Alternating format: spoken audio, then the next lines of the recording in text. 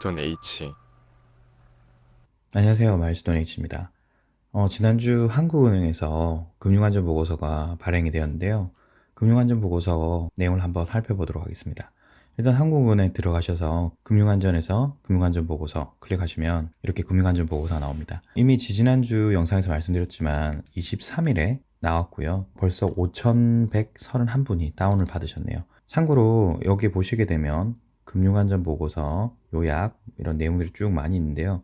저는 보통 보는 게 금융안전보고서 내용, 전체 내용과 요약본, 이 두 가지를 봅니다.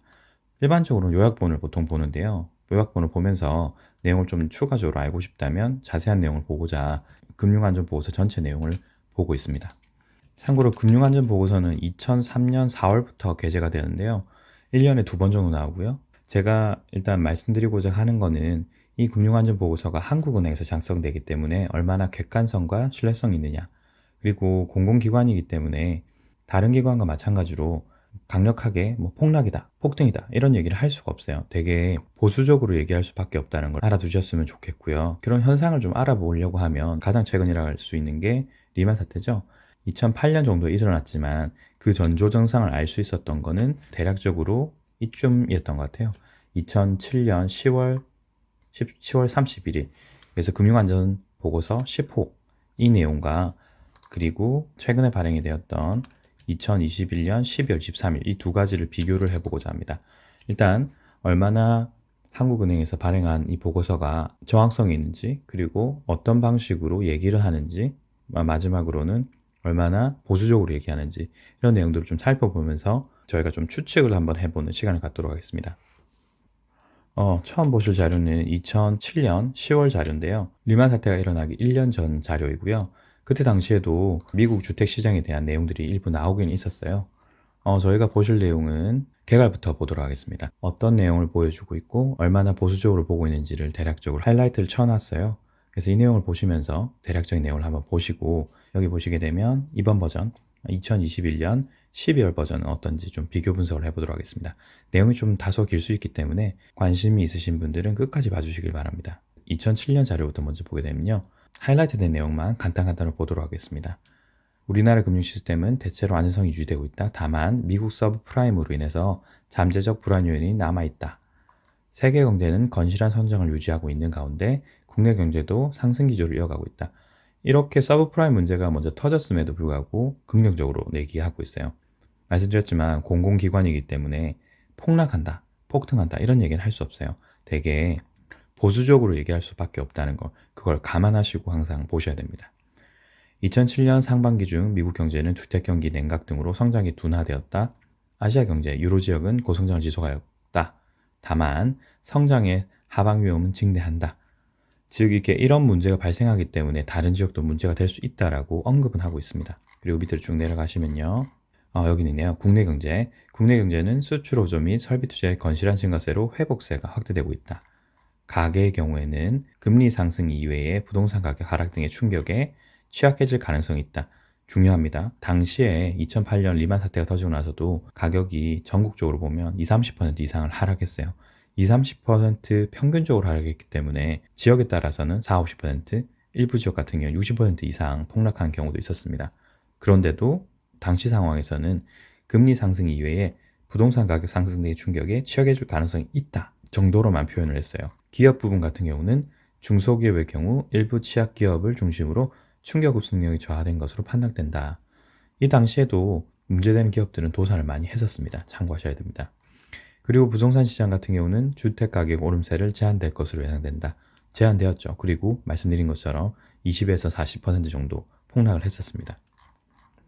전체적인 내용을 보면 대략적으로 2007년 10월 당시에는 굉장히 보수적으로 봤다. 하지만 여전히 위험성에 대해서는 경고를 하고 있었어요. 자, 그러면 이 내용들을 보시면서 2021년 12월 버전을 보시도록 하겠습니다. 이 역시도 제가 중요한 내용들을 벌써 하이라이트를 좀 쳐놨고요. 개항부터 보시게 되면 금년 상반기 이후 우리나라의 금융 시스템은 대체로 안정된 모습이다. 금융안전지수 FSI는 금년 6월 최저치 0까지 하락한 이후에 주의 단계 임계치 8을 하회하고 있다. 금융안전지수라고 해서 Finance Stability Index라는 지수입니다. 2008년에 이렇게 많이 상승한 이후에 안정권에 들었었습니다. 그 이후에 현재는 주의 단계를 넘어간 적이 거의 없다가 2020년 3월에 위기 단계까지 올라갔습니다. 코로나 사태 때문이고 그 이후에 각국의 양적 완화 정책으로 해서 현재는 주의 단계 이하에서 유지되고 있습니다. 그러나 중장기적인 관점에서 금융 시스템 내 잠재 취약성은 높은 상태이다. 되게 중요한 내용이죠. 이런 보수적인 기관에서도 높은 상황이다. 취약성이 굉장히 잠재 취약성이 높은 상황이다 라는 얘기를 하고 있어요. 금융이 그만큼 위험하다는 소리예요. 그래서 이 내용들을 금융 취약성 지수라고 해서 FBI, Finance Vulnerability Index라고 해서 FBI를 얘기를 해놓습니다. 2008년, 2009년 리만 사태는 73.2였죠. 그 이후로 한 번도 이 70 근처로 간 적이 없는데 2020년 3월에 코로나 사태가 일어난 이후에 최근까지 56.4, 10년 만에 가장 높은 수치를 보여주고 있어요. 물론 이 수치가 높다고 해서 무조건 문제가 되는 건 아니지만 여기 보셨던 것처럼 2009년 사태를 보셨던 것처럼 이 수치가 올라갈수록 금융이 취약해지기 때문에 외부의 어떤 충격에 의해서 금융 시스템이 혼란이 가중될 수가 있는 상황인 겁니다. 자세한 내용을 보자면요. 신용시장에서 가계와 기업 모두 민간 신용이 큰 폭 늘어났다. 이게 취약성이 늘어난 이유가 코로나 사태 이후에 엄청난 돈을 많이 풀었기 때문에 가계와 기업의 부채가 많이 증가했기 때문이에요. 향후 경기 회복 양상에 따라 취약차주의 신용 위험이 증대될 가능성이 있다. 여기서 경기 회복이라고 하는 경기 회복 양상이라고 하는 것이 금리 인상을 얘기하는 겁니다. 어쩔 수 없이 소비가 급감했기 때문에 돈을 많이 풀었고 취약 가계와 기업에 엄청난 돈을 살포했어요. 하지만 현재는 물가 상승이 되기 때문에 금리 상승으로 인해서 이 취약 계층이 문제가 될 수 있다라고 얘기하고 있습니다. 그리고 자산 시장은 채권 및 주식 시장의 변동성이 확대되었고 주택 가격의 높은 상승세, 여기서도 얘기하고 있어요. 주택 가격이 엄청 올랐다는 거죠. 주택 매매 가격 상승세가 다소 둔화되었으나 취약 요인으로 잠재해 있다. 보수적인 리포트임에도 불구하고 취약 요인이다, 잠재적인 위험이 있다라는 것은 높은 위험성이 있다는 말이거든요. 그리고 금융기관 같은 경우는 자산 건전성과 수익성 개선이 내는 모습을 보여주고 있지만 부실 채권이 늘어난다. 아까 말씀드렸던 취약 기업과 가계가 있기 때문에 부실 채권이 늘어날 수 있다고 경고하고 있습니다. 우리나라 금융 시스템 복원력은 양호한 상태이다. 그럼에도 불구하고 외환 보유액이 사상 최고 수준이다. 금융 외환 시장의 여건 변화, 차주 신용 리스크 상황 등에 따라 일부 금융기관의 복원력이 약화될 수 있다라고 했습니다. 외환 보유액이 사상 최고인 건 맞아요. 하지만 2008년 당시에도 그랬고 지금도 그렇고 외환 보유액이 많은 것과는 아무 상관이 없습니다. 왜냐하면 순간적으로 발생되는 문제들로 인해 가지고 외화 유출이 급격하게 일어나면 저희가 가지고 있는 외화 보유액이 장단기적으로 쓸 수 있는 것들이 있기 때문에 바로 현금화 시킬 수가 없거든요. 그러면 외환 보유액과 전혀 상관없이 환율은 급등할 수 있습니다. 2007년 보고서도 똑같은 얘기가 있었거든요. 그래서 금융 불안의 정도가 높은 가운데 주요국의 통화정책 정상화 흐름, 여기가 중요하겠네요. 주요국의 통화정책 정상화 흐름, 이게 결국 각국 정부들이 지금 금리를 다 올리고 있는 추세다라는 얘기예요. 그래서 이런 와중에 국내 금융안전에 미칠 부정적 영향이 우려되는 상황이다. 우려되는 상황이다. 다시 말씀드립니다. 이건 국가기관에서 만드는 리포트이기 때문에 정말 보수적이에요. 근데 그 보수적인 리포트에서 우려되는 상황이라고 얘기하고 있습니다. 금리 상승이 절대 쉽게 볼 문제가 아니라는 거예요. 그래서 우리 경제가 당면한 금융안전 차원의 주요 리스크를 심층적으로 점검하였다라는 게 이 리포트입니다. 먼저 가계부채의 늦증이 지속될 경우 대내외 충격에 금융, 실무경제 변동성이 더욱 확대되고 금융 시스템의 안정성이 저하될 수 있다. 여기서 말하고 있는 게 가계부채죠. 결국에는 1997년 같은 경우는 기업의 문제였다면 2021년은 가계의 문제다. 주체가 계속 바뀌는 거예요. 그전에는 기업이 문제였다면 이제는 가계가 그 부채의 주인공이 되는 겁니다. 외국인 증권 자금이 주요국 중앙은행의 통화정책 정상화가 예상보다 가속화되어 국제금융시장의 변동성 확대로 이어질 위험에 대해서는 경계할 필요가 있다. 여기가 중요하겠네요. 여기서도 얘기하는 게 각국 정부가 금리를 계속 정상화시키면서 올릴 거다. 그리고 그게 예상보다 빨리 가속화된다면 국제금융시장 변동성의 확대로 이어질 위험에 있다. 정말 위험하다는 얘기입니다. 계속 준비하시라는 말이 이런 얘기예요. 인플레이션 압력이 높아지는 가운데 중국 경제 리스크, 금융기관 보건력 저하, 대출 연체율 상승, 자영업자 부채의 부실화 등 이런 문제들이 계속되고 있다는 소리죠. 그리고 민간 부채 증가세 억제를 위한 정책 대응 노력이 지속할 필요가 있다. 민간 부채 증가세 억제를 위한 정책 대응 노력을 지속할 필요가 있다. 이 말이 무슨 말이냐면 결국에는 금리가 정상화될 것이기 때문에 그동안 풀었던 부채들을 회수하거나 더 이상 부채를 늘리지 않을 것이다. 제가 지속적으로 말씀드렸던 현금이 괴해질 것이다. 금리가 오를 것이기 때문에 돈 빌리기 힘들 거다. 이런 얘기입니다. 앞으로 돈을 빌리셨던 분들은 반드시 빨리 갚으시고요. 혹시나 추가적으로 돈을 빌리실 의향이 있으시거나 상황이 생기신다면 저금리일 때 조금이라도 빨리 빌리실 수 있도록 노력하셔야 될 겁니다. 다만 현재는 점점 금리가 상승하는 추세이기 때문에 돈을 빌리기가 정말 힘들어질 거예요. 그래서 빚을 지시거나 무리하게 사업 확장을 하시거나 돈을 빌려야 되는 상황은 안 만드시는 게 가장 좋을 겁니다. 그리고 마지막으로 대외 지급 능력과 자산 건전성을 제고하는 한편 선제적인 자본 확충 노력도 강화해야 할 것이다 라고 했습니다. 저랑 했던 말이 똑같네요. 자본 확충 노력이 강화해야 된다. 현금이 중요하기 때문에 현금을 미리미리 확보해 두어야 된다 라는 얘기입니다. 아래 보시게 되면 각 파트별로 내용들이 있는데요. 주요 내용만 좀 짚어보면서 얘기를 하도록 하겠습니다. 이제 신용시장인데요. 민간 부분의 레버리지 수준, 결국엔 얼마나 돈을 내가 당겨서서 내 부채 비율이 얼마냐라는 거예요. 대략 220% 정도 추정치. 이 자료가 작성될 당시에는 정확한 자료가 나오지 않았기 때문에 대략 예상치로 만들어 놓은 거예요. 내가 가지고 있는 부채가 대략 200%가 넘는다. 엄청나죠? 그리고 가계부채 같은 경우가 좀 심각한데요.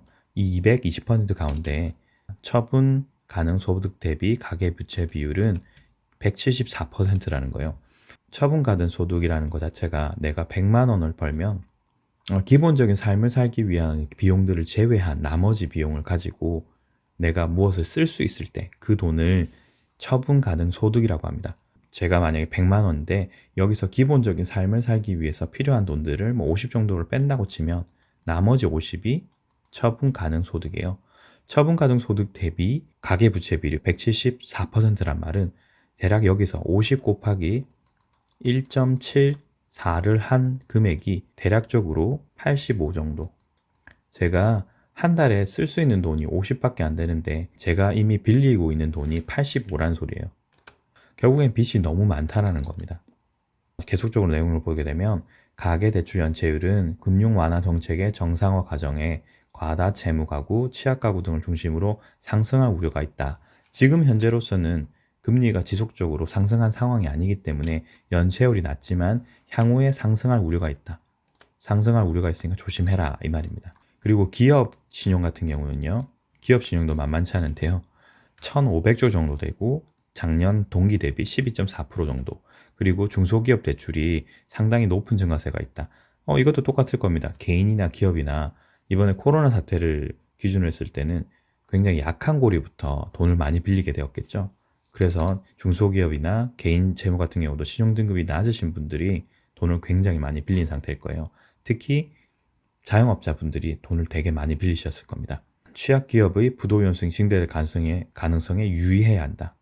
정말 위험하다는 소리겠죠. 그리고 자산시장 같은 경우는 구구채 금리 큰 폭으로 상승했다. 구구채 금리가 올라간다는 말은 전반적인 금리 상승이 된다는 소리고요.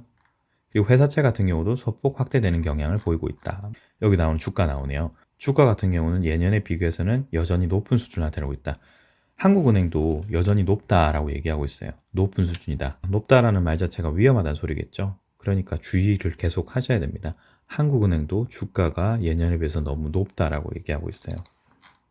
여전히 주가를 너무 상승으로 보시는 분들은 저는 사실 이해할 수 없습니다. 주택 매매 가격과 상업용 부동산 시장 같은 경우는 부동산 경기가 호조를 보이면서 부동산 금융 익스포저가 계속 확대됐다. 그러나 선제적인 리스크 관리의 필요성이 있다.